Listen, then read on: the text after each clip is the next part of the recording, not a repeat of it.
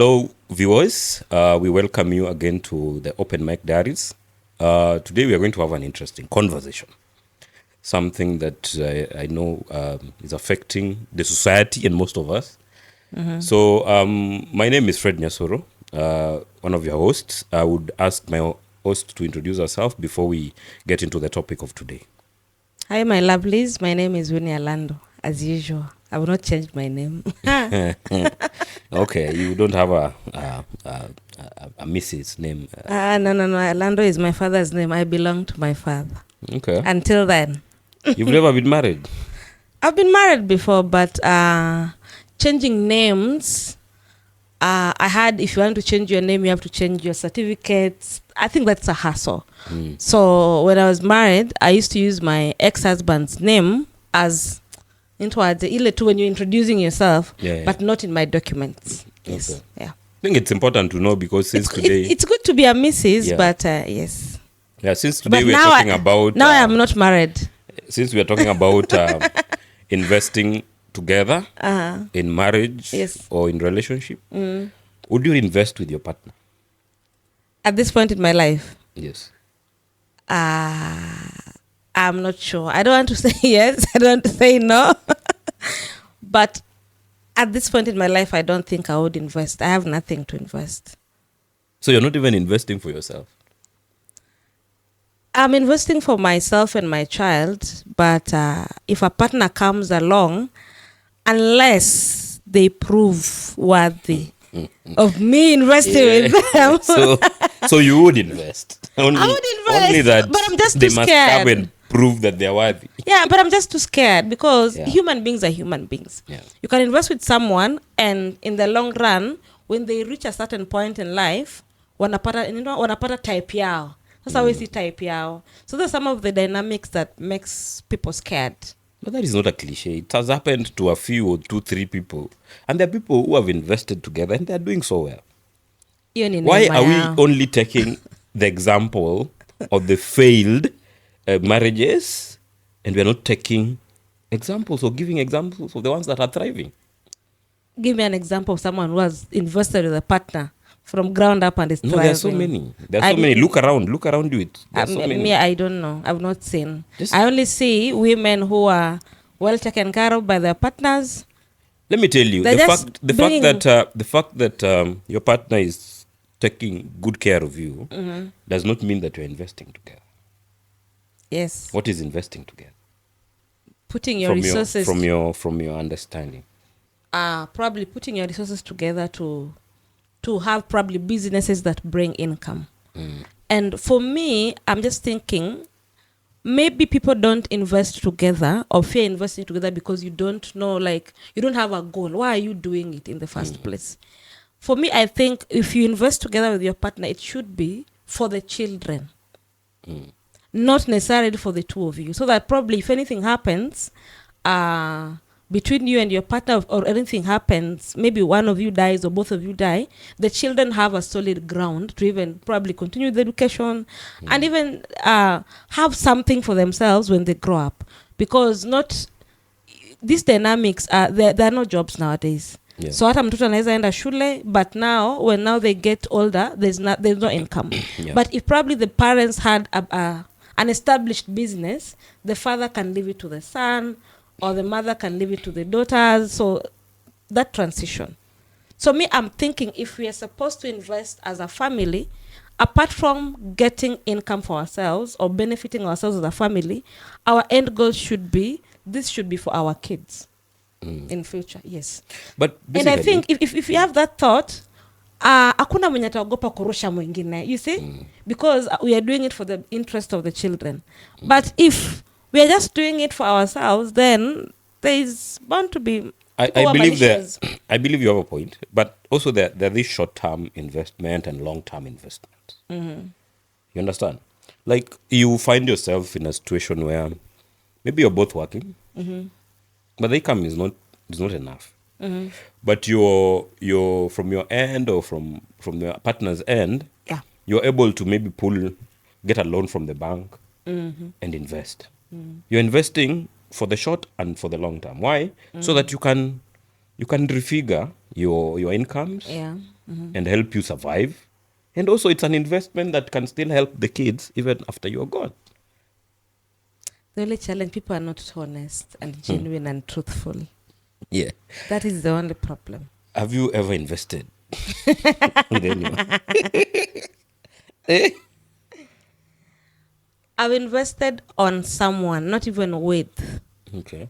because personally, I don't know how to do business. I know how to use my brain better, but hii mambo ya kuongea na watu, forcing someone to buy things they know they need, I don't think I have that patience. So I've tried to invest with someone, but it did not turn out good. So it is not once, it is twice.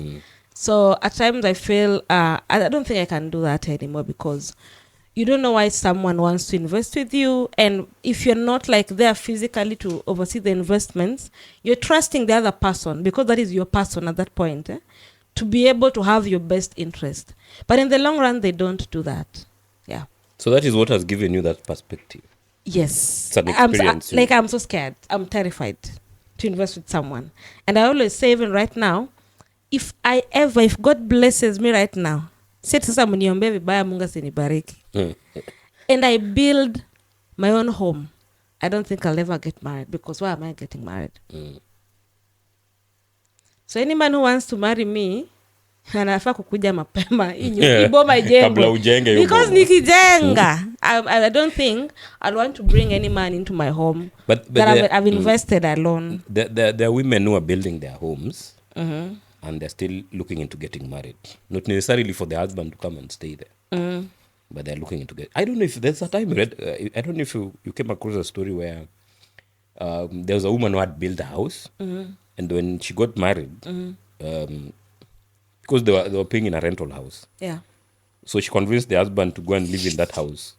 That was hers. The husband didn't know that house was hers, and the husband could still pay her rent without knowing. Yes. So I think I can pull that shit. it's don't do that. Trust me.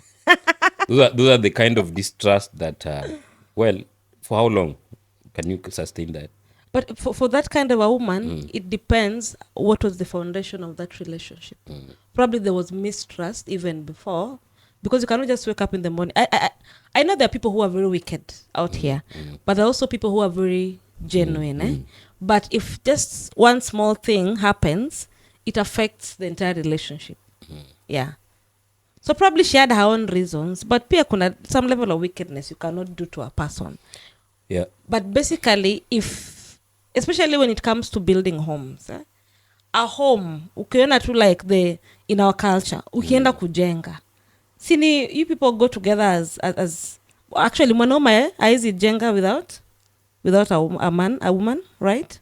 Yeah, when you're going to Goyodala. yeah. Yes. So what if now me, I've got a land and I want to Goyodala? Will I do it without a man? No, you can't Goyodala. Goyodala is not for women. So I'll do what? I'll just build a house for me to Yeah, stay. you can. Whatever you're building, It's not Dala. it's actually not a traditional home. So what is it? It's just a home, like you can build a house in town, so that you don't pay rent. It's not a traditional home. So unless the man has, probably if you get married, you people go and go dollar somewhere else, Yes. then that would work.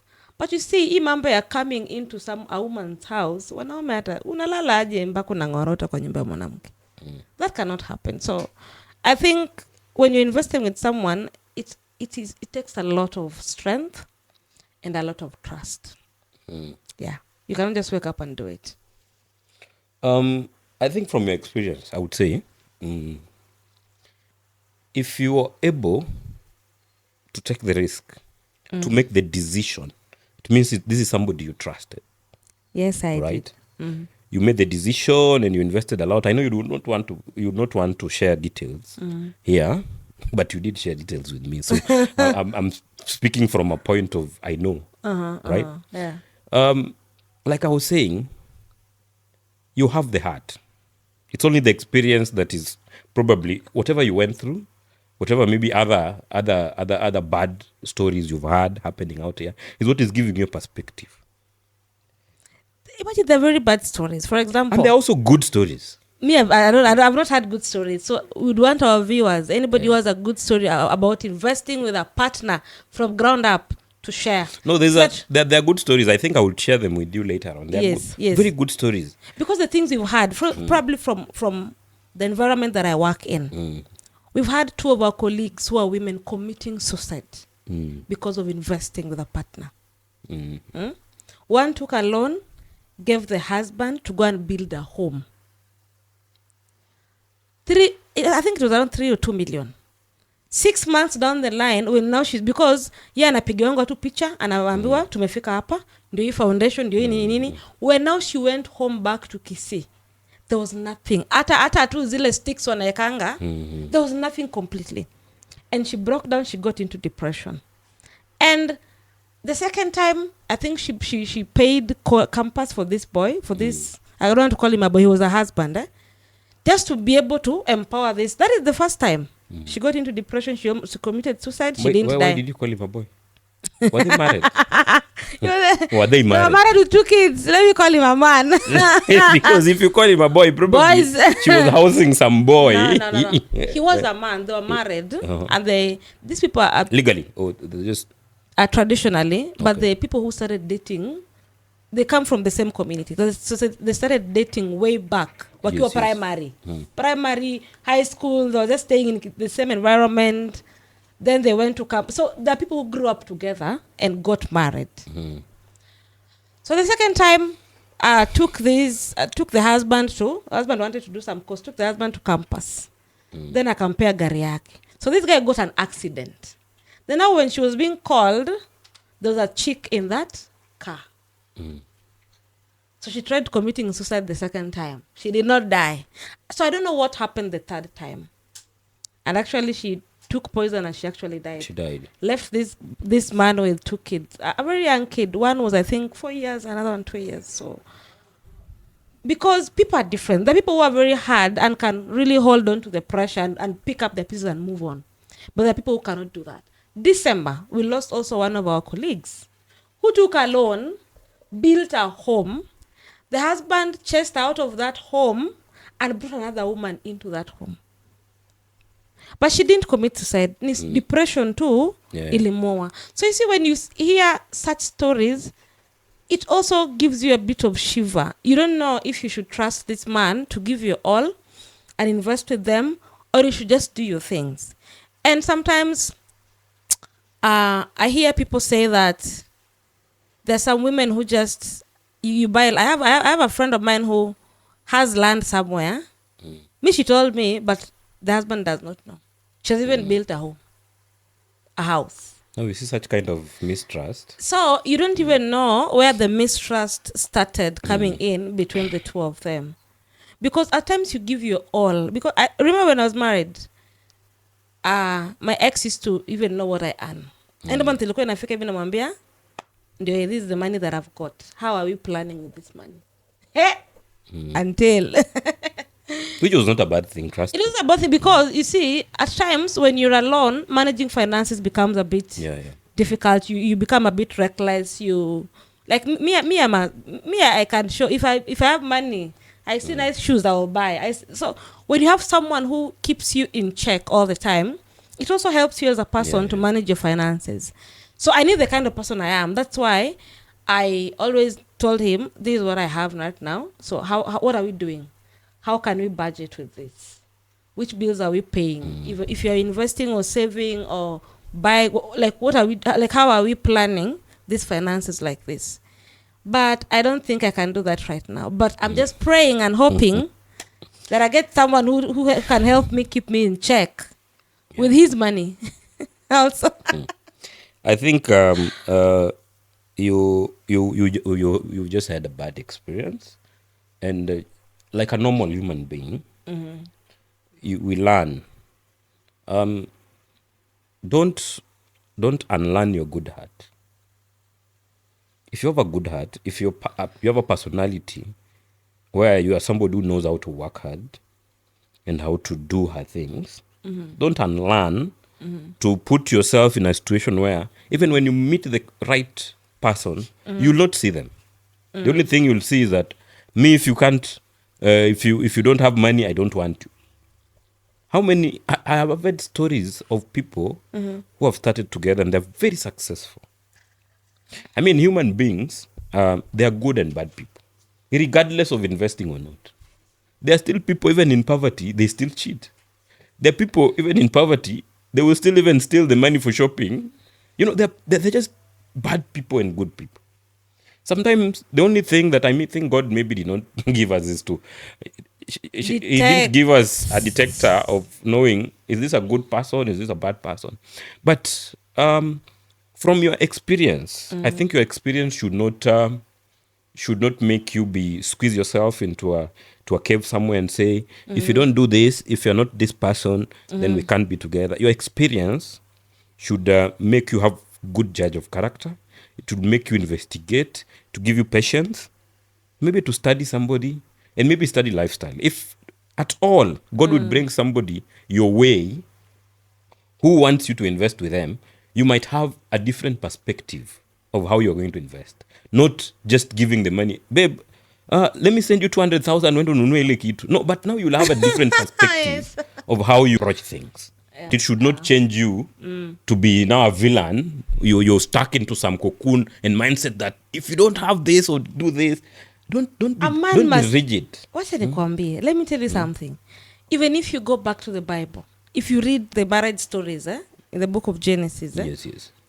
Even when Isaac alikuwa natafutiwa bibi with the dad, Isaac already had something kwa mkono yake. This is what I always say. In this society, you find that someone wants to marry, but they don't have anything in their hands. Not knowing that once you get married, kids are coming. 1 year down the line, kuna mtoto. This kid needs stuff, pampers, food, whatever. Your wife needs to be fed. You need to pay bills, roof over your head. You people need to eat. So that is what really pisses me off with some. I'm not saying most young men, but some young men. You want to have a wife, you want to marry, but you don't have, like, you're not thinking 2 years from this point of marriage, how are we going to survive? Next month, unataka tu, unafikiria tu ya leo. Unafikiria lunchtime. Lunchtime ikishapita, unafikiria venye una hustle supper.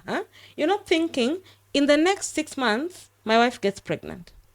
The child, my wife, in the next 1 year, we are having a kid. What is going to happen? So that's why I always say, a man must have something they are doing. You don't just come at me, I want to marry, or move into a woman's house, you want to stay, umegeuza nyumba ya mwanamke Airbnb. But have something that you're doing. You're able to provide for your family. And this is what I always say. A man should always lead. That is I know I can be a very good wife. I'm very submissive. But a man must lead. Yenye, hata kama women are not that stupid. If my man is leading, my man is providing, I see the way he's breaking his back doing this. If I have money and I'm working, I'll always be able to chip in. Babe, si tuongeze hii tufanye hii. You don't just sit also where so you're saying a man who doesn't have money can't lead. What are you leading? What are you leading? You're leading who? To where? No. No. You're leading who to where? No, listen, come on. Take it easy, relax. No, you cannot have zero in your hands. Hata Mungu aliuliza Moses, uko na nini kwa mkono yako? Huwezi uko na zero kwa mkono. And you say amekuja tu hivyo na anasema let us invest together. Invest in what? Me, I always tell men, I have nothing to offer. I'm bringing thoughts and prayers and myself. Wow. Well, listen. Until I see. I think. You tell me, if a man does not have money, you are leading what? In which marriage? No, listen. A man must have a plan. Just tell me what kind of leadership a man should be able to do. Whether you're a man with money or not, a man must have a plan. And you know, most men tend to have long-term plans. Ati kuna ile deal na ngoja. No, yeah, chana na. You ni lugha ya street. Mnaweza ngoja Actually, deals 2 years. the people who are actually waiting for deals don't even say. Babe, Wenye wanangoja nipe deals tu, hawasemangi. kuna deal na ngoja. Kuna deal ingine imeivana mahali nipe tu. Hey God. Wenye wanangojaga deals hawasemangi. But my point here is, a man must have a plan. You know, you can't just walk into and tell somebody, hey, I want to marry you. What is your plan? You must have a plan. Yeah, what are your long-term goals? Yeah. What are your short-term goals? Yes. Like, a man must have a plan. yes. So here, But there are men with good plans, but zero implementation. Kama Kenya. you know, sometimes, let me tell you, the reason why also God created a man and a woman, and from the point of the Garden of Eden, God said that a woman is a helper. Yes, I'm just coming to help you. Yes, my point here is sometimes you need to also to help him with thoughts. You need to help him with plans. It's usually just never about the money. But you must have something for you to be helped. But a human being, every human being in this world alizaliwa na sani yake. Hakuna kitu kama hiyo. It's only that Wacha your point zaa here watoto is, ndio ujue hakuna let me tell sahani. you, let me tell you, your point here is you don't want a lazy man. Me, I don't want a lazy man. And I don't want a man who does not, like, he doesn't have his shit together. He's not doing something with his life. Yeah, amekaa tu story. My daughter calls them stories za jaba. See, that's the lazy man. Anapiga tu stories za jaba, promises here and there, but you're not doing anything. You see, if this man is going out and even struggling to bring 100 shillings, that's a man, even if you want to invest in that man, not even with, for a start, you can see kuna mahali mtaenda. Some effort is making. Hata problem akipata type yake kisha kuwa huko mbele. It's never about type. Come on. But there are these men who just, yeah, ako tu. Because anajua, my woman's got it. So he doesn't do anything. He doesn't do completely anything. Ako tu. Even an effort. And making an effort to even go out of his way, hata kwenda tu kutafuta kazi. Yeah. Hataki kufanya hivyo. Kutafuta deals huko nje. Kutafuta deals. Hata kwenda kutafuta mjengo. Afanyi hivyo. Let me ask you. You find yourself in a situation where you have a man who provides. He's got money, he's got a job, a good job. He's taking care of you well. Then along the way, 6 months, he loses his job. What happens? I will step And in. he can't provide. Job imekatika sha. I will step in and take charge. But while I'm doing that, he must be doing something. He must think of another plan. You've lost your job, yes. What next? Sasa from there, mwanaume ume give up. Ndaka tu sasa kuwekwa. No. You must think, I've lost my job. What can I do? Can I do business? Ama can I look for another job? Which opportunities do I have? So you must have, I will take charge and provide for the time that you don't have a job, or the man that doesn't have a job.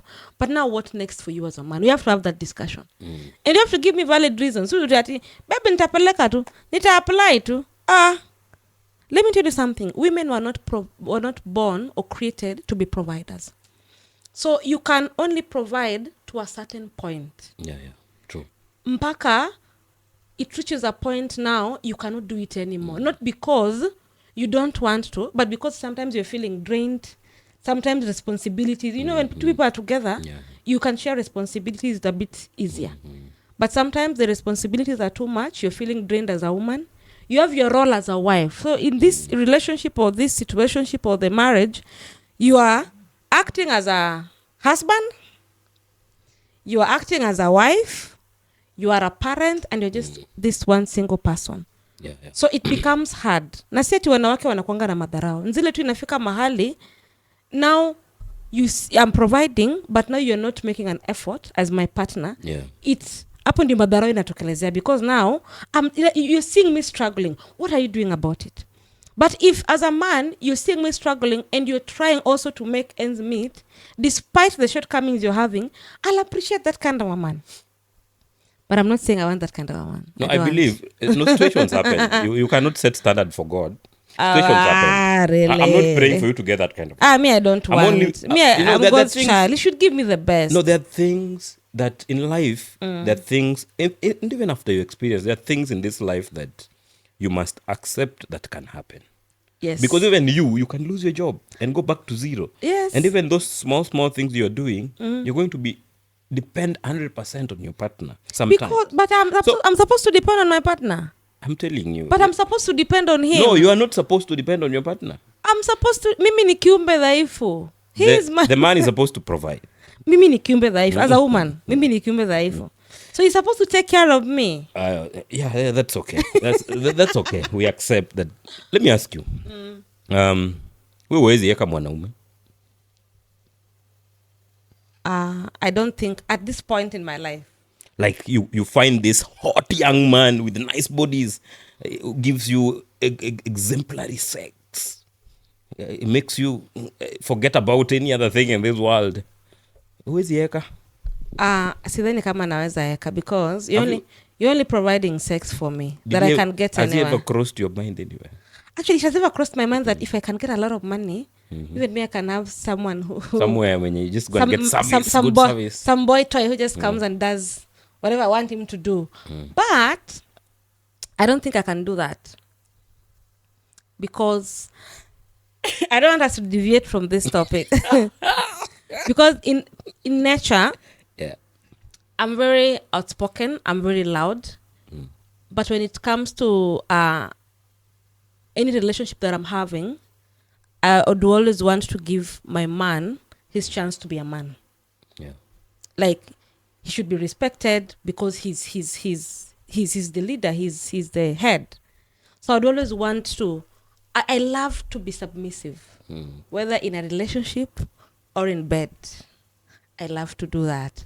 So I would not want a boy toy who I'm controlling. Wewe fanya hii. So sidhani kama naweza eka mwanaume. But I think that is why Mungu anipe tu pesa. But I don't think so it is something that has crossed your mind. You know, the fact that it can cross your mind, ni pesa tu. Na Mungu aweke kwa maisha yako mingi. And then you can have 1, 2, 3 some boys around. Can have 2, 3 boys around just to make sure that you're not sexually starved. You know? But three boys. What am I doing with 3 boys? Maybe 1 or 2. So my point here is, Yes. what I'm trying to say is that there are good men and there are bad men. Yes. Actually, there's a good man. There are men that find themselves in situations where maybe they've lost their job, but they're making efforts. They're really making efforts to fill the gap and maybe just get back on their feet. Yeah. So there are also those good men. But now, how do you gauge? For example, from your perspective as a woman, I know you have so many suitors.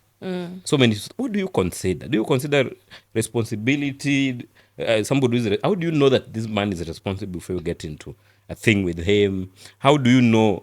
Do you consider consistency? What is that one thing that will pin you down and say, now this is what I want? Is it about maybe how it's going to spoil you? Maybe the same money. No. Basically, what I consider is consistency, and I want the man to take lead. Taking lead is on different levels. I want you to make plans. I want you to spoil me a little bit. Do you know? Do you know they're good men? They're very rich men who don't give them women money. They don't even take care of them. As long as the bills are paid, it's done. See that is them. I'm saying, see, you are looking for options of the type of man that you want. You say number one is money. He has money. No, I'm not putting money at the forefront, but I'm just saying this man must be consistent and he must take lead in this relationship. I don't like situations where I'm the one who wants to make plans with the man I'm dating. I'm the one who wants, like, you want to initiate everything. No, I want to also sit back and niambiwe tu, babe, just check your email. There's a flight ticket to Diani. Can we go to Diani over the weekend? Fantasy. The things women fantasize about. Or babe, can we go out for dinner this weekend? Fine. Like you're taking lead. That is what. That is the role of men. Take lead. Because if you cannot take lead in a relationship, when we get married, who will be taking lead in the home? So taking leadership is basically just saying you should do this and do this and do this. And even providing. Because if you're not providing when I'm not saying me. I always don't want. Actually, I don't want men to pay my rent. No, I don't want men to pay my rent. You can give me money for upkeep. Whatever I do with that money, it's my own volition. Now this is a boyfriend, eh? This is a this is a boyfriend. Because if you're seriously dating and you're thinking of settling down, you cannot tell me that I will only start providing that day that we are married.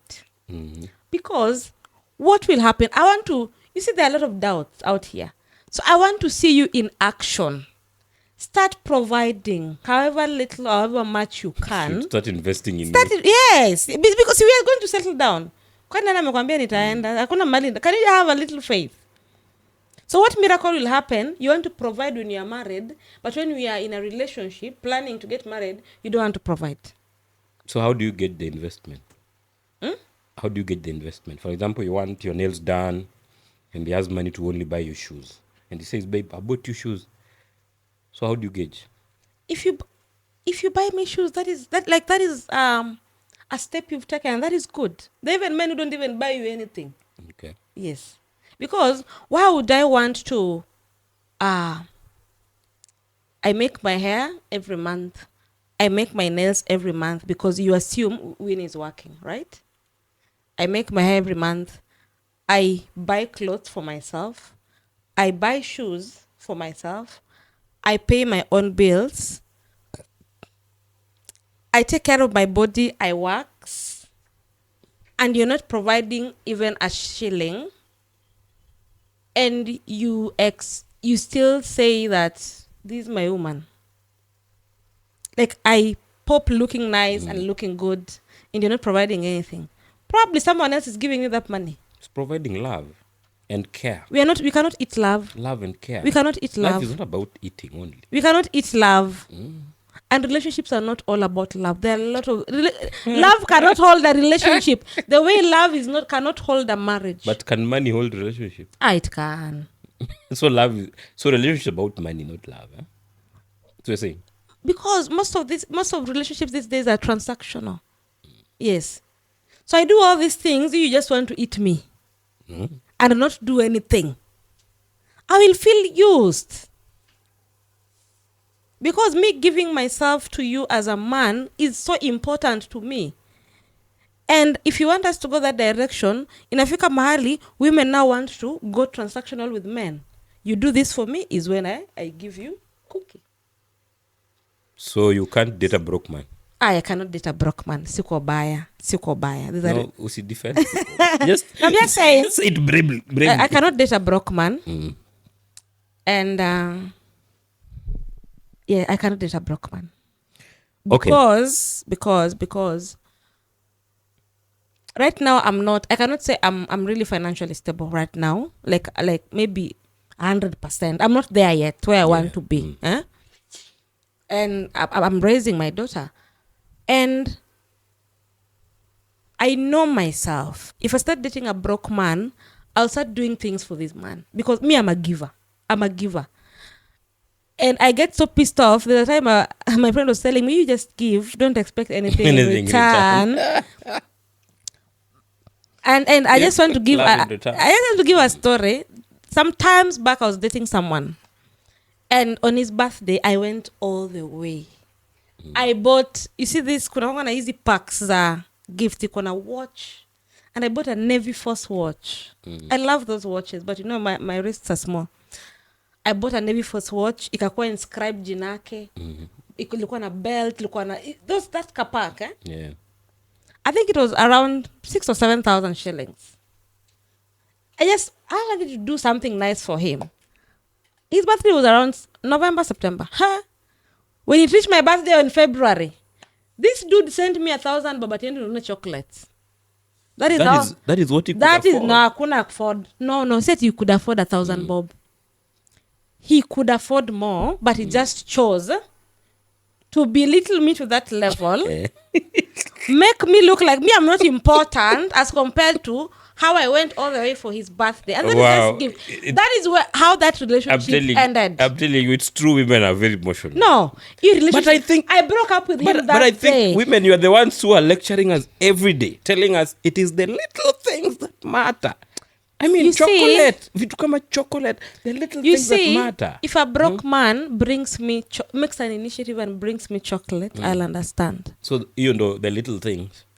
the little things. But you see, you know, me I love special days. I love special days. Sana sana. And even everybody who was in my inbox who didn't do anything for me on my birthday, I think I have not stopped conversations with them. Yes, no, yeah, why? It's that bad. Yeah, no, like, you've known it's my birthday. Like, you've known. When is your birthday? We want to just be ready. So 2nd that February, we make sure, we make sure we don't be on your bad side. No, I'm a pizza. You see, if you're in a relationship or in a marriage, people love different things. There are women who don't love celebrating special days. There are also men who love celebrating special days. So you should know your person. You know, my person anapenda ikiwa birthday yake, like there's just some gesture you do. But it's my birthday and you're just there. Kimalamala. Like you're not doing, like there's no initiative. But seti umejua birthday yangu ni leo. Umejua birthday yangu from maybe a year ago. You've known my birthday or 6 months ago. And someone was complaining, oh, you see, women, when you start dating them, their birthday is tomorrow. Women do that. So that they can get something out of you, because hata akikwambia birthday yangu ni next month, hautakumbuka. There are men who will not remember. And they will not do anything for you. So me, I get so emotional. I broke up with that guy that day. Because of the chocolate. 1,000 Bobby chocolate. For what? So maybe he had some more plans. Kuna more plans. Plans unamaliza tu hiyo siku. Don't you think that is being irrational? And I'm not being irrational. You know me. You know the kind of person I am. Can you just act like it? So that is where you draw the line. Even if the relationship was so perfect, the guy was doing everything, and then just one simple chocolate mistake, you're done. Just know your person. Know your person. And do the things your person likes. Me, I don't like it. Me, actually, wacha nikwambie. The reason why I'm exploring right now. Me sijapelekwa vacation. Unasema nini? Na hii miaka yangu yote. So why would you still want me to date a broke man? One of my exes once told me, my dear, don't date a broke man. A man ndiye aliniambia. Mbona mimi nikubali? Why did you break up with your ex if he knows your value like that? That one. That is a long... That one knew your value. That is a complicated one. He was a married man, very complicated. And you see, married men, once they start having side chicks, you're not the only one. And me, I'm territorial, so I really want you and your wife. But you're also a side chick. But it's me, you, and your wife. It's me, you, your wife, period. Why you adding other people in this equation? So you would date a married man, but you'd never want another... You will be a side chick. But you would never want him to have another side chick. Why are you having another side chick? Because I believe not everyone is perfect. Huh? I don't know if women are also allowed to have two men or two husbands. It should be very nice. Because you cannot get 100% from one person. But just listen. you don't need 100%. You cannot get 100% from one person. If I'm getting 50, if I'm a man, I'm getting 50 from my wife. Probably I'd want to go outside to get the remaining 50 from someone else who is different from my wife, right? So why do you want to get 1 million? What if he's getting 20 and you're giving 30 and he wants to get 50? No. He wants to get 100. No. If I'm dating you and you're a married man, it's just me, you and your wife. We're just the three of us. Hata kuna ugonjwa. So you're good dating a married man? I can date a married man because I'm not going there for love. Why am I? Why are you going there then? So I'm going there to supplement what you're not getting from the other end. Okay. Yeah. I'm helping you actually. So as much as I'm helping you, there are also other ways you should be able to help me. Okay. But So it's just you and the wife? Tukue tu watatu. Because kuna ugonjwa Fred. Why are we sleeping with everybody around? But you know, men. You and your wife, one little happy family. I remember when I was dating this married man, who is my ex, it was his wife's birthday. So he came to the club where I was. They came. So I kept on leaving the wife's table to come to where we were with my sisters. Kept on. The wife was like, uko unashinda umeenda wapi? He even bought us. So me, I told him, no, because we were celebrating our wife's birthday, he bought us drinks because we were celebrating our wife's So birthday. the wife didn't know about you, Never. and you're okay with that? Why is she knowing about me? I'm in that relationship to help them. Then she should know that you are helping them. No, I should know about her, but she should not know about me. Because I can lie to you that my wife is not giving me good sex, and then I can get sex from you. But yet, maybe my wife is even better than you in bed. But that is your choice as a man. What you say is what I just listened to.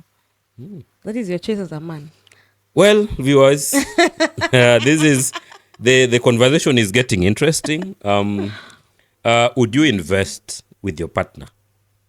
This is an interesting conversation. We are taking a small break. When we get back, maybe we will conclude the topic and just maybe get your thoughts on, as a person, would you really give yourself out there to a man or a woman and sit down with them and tell them, hey, can we do this and this and this to better our lives? It's a conversation. It's a good conversation. Yes. See you.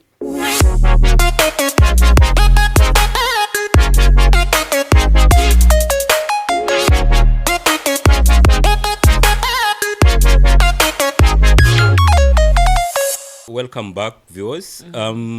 It was a very important break. We get back to our topic of investing with your partner.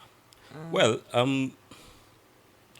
my view as a man is that it is okay to invest with your partner, given that you both have things to invest. So it's okay to invest with your partner. Investing with your partner should be like basically your partners. It should be partnership. Other than the love that you share in a relationship, you can still partner in businesses with your partner in whatever that you're doing together. I think it's okay to partner. When you set your standards right, it's still okay to invest with your partner. The only thing that happens is that in most cases you find that women, when they invest with their partner, and you let the man do the work, you let the man make the decisions. The only thing maybe sometimes is like, babe, can you get maybe $1 million? You get the million. You let the man make the decision, invest in that business, put in the everything. Even if you put the money, but you don't put the effort and the interest into that investment, sometimes maybe you'll find if it's a bad person, you'll think like, I'm the one who did the work. Sometimes situations like that happen, but I believe when you're investing together as a partner, you both need to be involved. If you're going to visit the site that we're going to buy together, why don't we just go together and check it out? I mean, I will need your perspective. I would need your opinion, because we are putting in money together as partners. So for me, investing with my partner is not a problem. And I don't think people are also born differently. I mean, there are people who are raised right. There are people who are not raised right. They're just bad people in this society. There are people who cannot have the heart to even betray somebody in such a scenario of a setup. So The people were nasemanga ni just bought shetani. right. I mean, we blame the devil a lot because, well, who else can we blame? Who else can we blame in this world? But my point here is there are actually good people out here. The only thing is that we don't have the good judgment of character. More maybe they have never been tested and tried and tested, or You something cannot like try that. and test someone with an No, investment. my point is, Given a chance. if you give me a chance, I would invest with my partner. Because in the situation you're talking about, there are also women who take everything after you invest with them. There are also women who have been trade men after they have invested together. It's not only a story of women, only women suffering. There are also men who have been disappointed. And that is why it's good to be very cautious when you're investing. For example, if you're buying land, it's good to put, when you're doing the title deed, put both of your names on the title deed. Not one person's name. Then at least you'll have avoided a few trust issues. If you are opening up a business, and probably it's a business that has a lot of money, we can bring lawyers. Oh, that is big to extreme at EA. No, like having like a contract. Like how what percentage are my shares?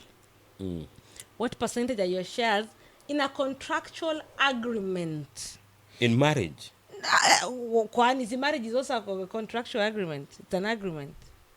So that when anything happens, that's why me I love wazungus, eh? You have, it's called prenup, huh? You sign up, especially when you're getting into a very rich family and you don't have as much money and you're getting married to probably someone who is wealthier. You sign a prenup so that in case you people manachana, you don't go with everything. And that I think it's in the Marriage Act, that the investment will ifanya when you didn't have a wife. When you divorce your wife, afai kuchukua your investments. Only you split what you people invested together. But whatever they found you with should not be amongst the assets you people and that, I think that one protects men and also women alike. So that it's siati when now you're divorcing someone takes everything that you've worked for. So it's also good when you're having a multi-billion business.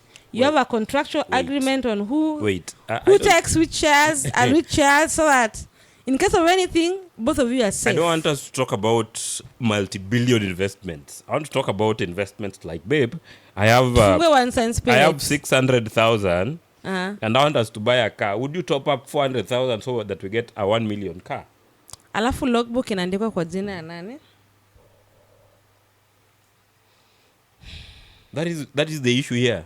Logbook inaandika kwa like you're preparing for the eventualities. Why can't we just buy 2 cars? Why can't we just save and buy 2 cars? Everybody with their own car. That car, the logbook is in your name. This one, the logbook is in my name, and we are good. That is why I have an issue. I think you're damaged. Oh my goodness. Because you have 600,000. I top up 400,000. Then the car is in your name. Anything can happen. You can decide to leave me today, and you go with the car. I will get my 400k back? I will not get my 400k back. And then what happens? I start resenting you. If something happens, the logbook is in your name, and something happens and you go with the car. But me, I have children. Itakuwa ya kubeba watoto. What do you have? Because I'm the one going with my kids. Our kids. It's our kids. Well, who says that is the woman who goes with the kids? If in eventuality I'm going with the kids, I mean, why would we think about bad things before they happen? Bad things before we make the decisions to do a good thing. Oh my goodness, because relationships and don't you think we are damaged? If you want to think about the bad thing that is going to happen. Yeah. Do you think we are so much damaged that we are not even ready then to get into such a relationship? I'm just saying relationships and marriages should be built on trust. And we should, if you want it to succeed, we should put everything on the table. But if one party starts hiding stuff in terms of investments or probably the properties people are buying, then upon the unanza, you're like, even me now, it's like you snap and you're like, I need to protect myself. So you start doing the same things. But once that trust is broken, let me tell you, you cannot invest together. Let me ask. And I've not seen, but I've heard that in Africa Mahali, even the woman is like, let me just do my things. The woman buys assets, the husband does not even know.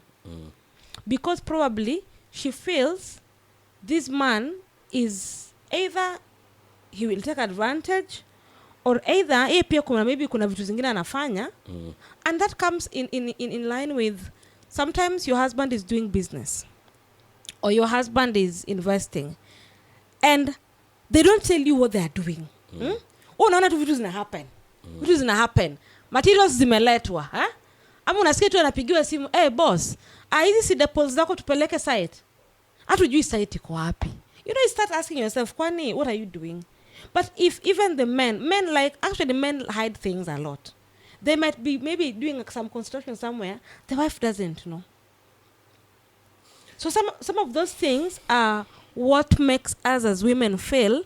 If we can be able to even build a whole house without me knowing, Yeah. in the name of ati surprise nayo nikishajua Let me ask ati you. anajenga, even me I start saying probably let me also start protecting myself by investing. Let me ask you. If your partner is earning 100,000, would you want to know everything is spending the money on? Even after he's paid all the bills, you want to know everything he's spending the money on? No, because I know probably he'll drink, he'll what, he'll give side chicks some money, blah blah blah. But he should just pay the bills. But I'm talking about when you're doing like a major investment or you're doing business.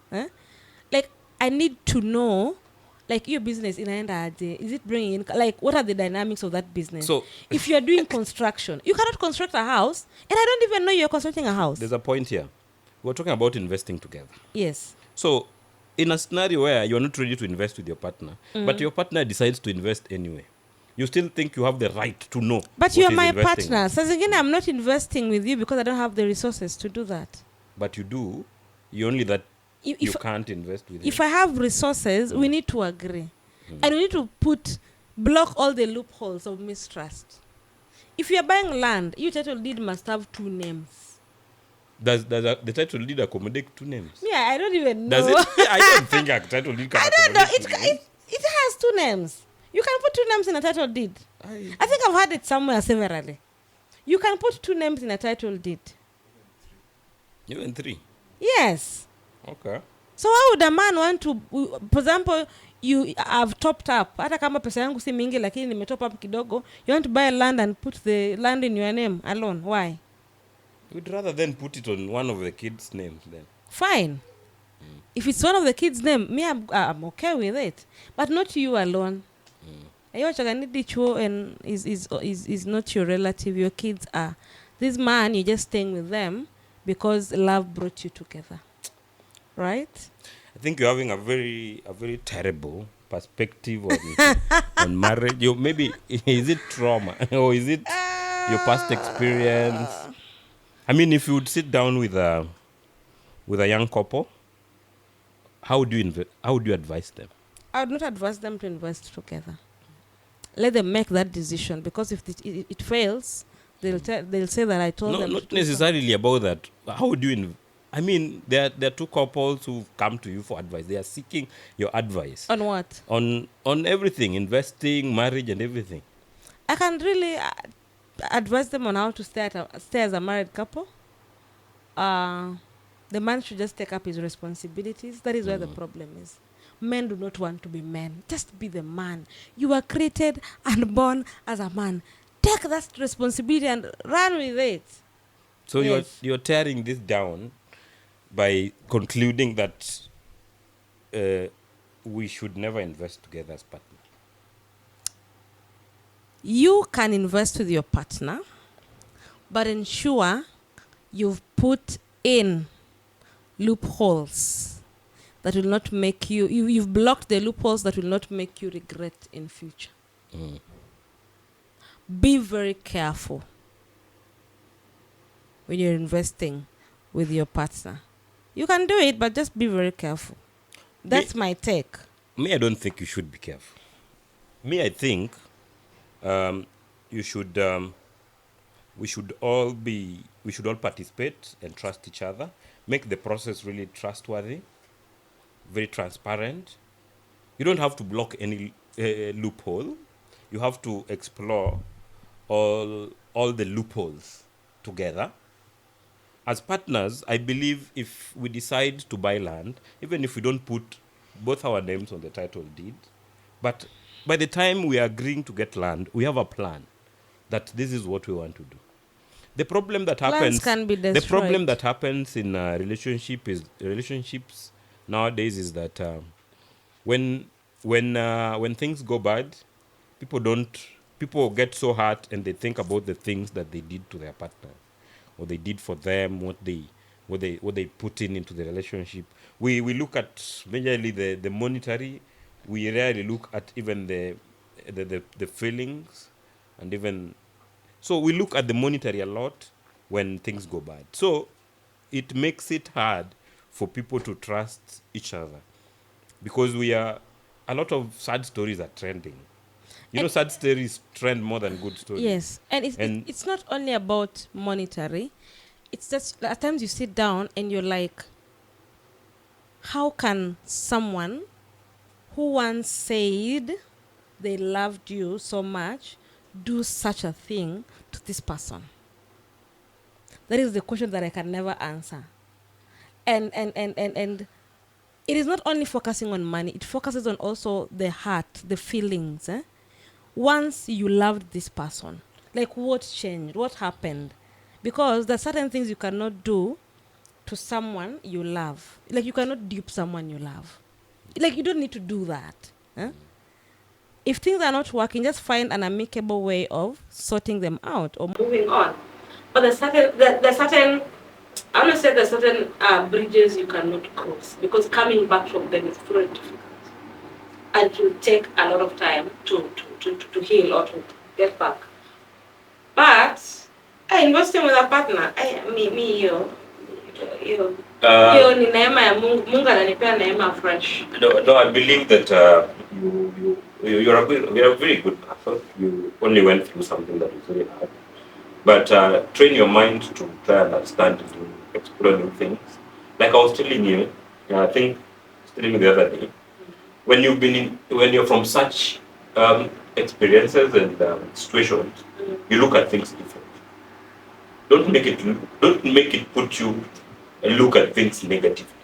You still need to be positive, regardless of the experiences that you had. My point here is, when relationships start, people tend to be so much in love. Sometimes they say love would fail in a relationship or in a marriage, but there should be something that is gluing the both of you together. Well, it might not be the investment. They say children. It could be the kids, but nowadays people easily walk away from the children. Yeah. So as partners, you really need to find a way, even if it is not love. Maybe there's friendship. Try to build friendship with the partner. I know so many people find it weird, but it is very possible. It is very possible. There's some sort of friendship you can build with your partner, even when love dies, and even when sex is not interesting anymore. But the bond of friendship stays. That is why you find that such kind of people, it is very hard for them to part ways. Find something to glue the both of you together. Even if it's not, find something that the two of you are good at. Just find it and make it glue the two. So even when we talk about investments, you can only invest with somebody that you love and trust. Yeah, that's true. But then also, you need to stay with somebody that you love and trust. You understand? Yeah. So if you don't trust this person, there's no point of staying with them. But sometimes marriages are for convenience. I don't know. People do that a lot. And that is why we make the mistake. You find that somebody gets into a relationship because they don't have food. Wanaingia kwa ndoa sababu wako na njaa. They need shelter and food. They need shelter and food. They don't have a place to stay. Yeah. That is why some people stay in toxic relationship, because they don't have anywhere to go. And how am I going to survive? So that should not be the point. That should not be the point of getting. Yeah, and that is what I always say. For me, if I cannot have difficult discussions or conversations with a man, I don't think we have anywhere we are going. Yeah, because those difficult conversations, most men do not want to have them. Because if you want to stay together, you want to get married, we need to talk about finances. Who will be doing what? How are we going to take? We don't talk about finances. We just get into a relationship, get into marriage, we love one another, kids come, when bills are piling, then you start having issues. So we don't have difficult conversations with people, both men and women. And once you're dating someone, or you're planning to get married to someone who cannot have difficult conversations, if you bring them up, they see it as defensive, that relationship or marriage is not going to stand. Like, it will not last. So me, the certain conversations I start having with men, if I see you're pushing it, or you're getting defensive, you're getting angry, I have a match, we'll be in date, I have a match, we'll be in this relationship, we don't have a future. I get to know early because I don't want to get hurt. Well, also, I would say that people are different. There are people who would get into marriage for confidence. And literally, they would say, I would explore getting into marriage because of a kid, for the kids. There are people who literally do that. Because, for example, you find yourself in a situation where, like I said, maybe they are good people, and they find themselves asking themselves some questions. Like, they have a child with somebody else, and then it happens they get to a relationship, have a child with another one. And then now they say they cannot live with the mess of having two children, different mothers. Maybe the other mother is married. What about this other one? You'll find that there's somebody who say, even if we don't love each other anymore, even if there are no strong bonds between us anymore, I am willing to compromise. So just are you willing to compromise so that we just stay and give this child the love of both parents? Marriage is an investment in yourself. Making that decision to stay with someone is an investment in themselves.